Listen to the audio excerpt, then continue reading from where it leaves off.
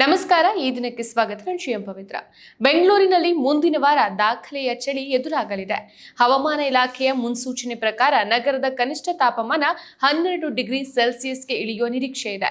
ಇದು 2016ರ ನಂತರ ಡಿಸೆಂಬರ್ನಲ್ಲಿ ದಾಖಲಾಗುವ ಅತ್ಯಂತ ಕಡಿಮೆ ತಾಪಮಾನವಾಗಿದೆ. ರಾಜ್ಯದ ಇತರೆ ಜಿಲ್ಲೆಗಳಲ್ಲೂ ಸಹ ಚಳಿಯ ತೀವ್ರತೆ ಹೆಚ್ಚಿರಲಿದೆ. ನಗರದಲ್ಲಿ ಚಳಿಗಾಲದ ತೀವ್ರತೆ ಕ್ರಮೇಣ ಹೆಚ್ಚುತ್ತಿದ್ದು, ಮುಂದಿನ ವಾರ ಬೆಳಗ್ಗಿನ ಹೊತ್ತು ಮತ್ತು ಸಂಜೆ ವೇಳೆ ಭರ್ಜರಿ ಚಳಿ ಇರಲಿದೆ. ಕಳೆದ ವಾರ ಕನಿಷ್ಠ 16 ಡಿಗ್ರಿ ಸೆಲ್ಸಿಯಸ್ ದಾಖಲಾಗಿದ್ದ ಪರಿಣಾಮ ಬೆಂಗಳೂರಿಗರಿಗೆ ಚಳಿಯ ಅನುಭವ ಆಗಿತ್ತು. ಆದರೆ ಮುಂದಿನ ವಾರ ನಗರದಲ್ಲಿ ಕನಿಷ್ಠ ತಾಪಮಾನ ಮತ್ತಷ್ಟು ಇಳಿಕೆ ಆಗಲಿರೋ ಪ್ರಕಾರ ಚಳಿಯು ಹೆಚ್ಚಲಿದೆ. ಐಎಂಡಿ ಪ್ರಕಾರ ಕನಿಷ್ಠ ತಾಪಮಾನ 12ರಿಂದ 14 ಡಿಗ್ರಿ ಸೆಲ್ಸಿಯಸ್ ನಡುವೆ ಇರಲಿದ್ದು, ಡಿಸೆಂಬರ್ನಲ್ಲಿ ಸರಾಸರಿ 16.4 ಡಿಗ್ರಿಗಿಂತ ಕಡಿಮೆಯಾಗಿದೆ.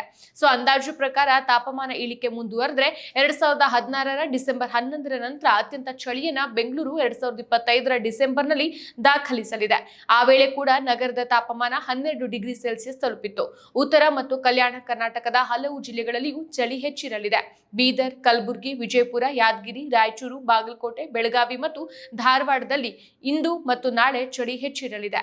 ಕರಾವಳಿ ಜಿಲ್ಲೆಗಳು ಸೇರಿ ಉಳಿದೆಡೆ ಒಣ ಹವೆ ಮುಂದುವರಿಯಲಿದೆ ಅಂತ ಹವಾಮಾನ ಇಲಾಖೆ ತಿಳಿಸಿದೆ.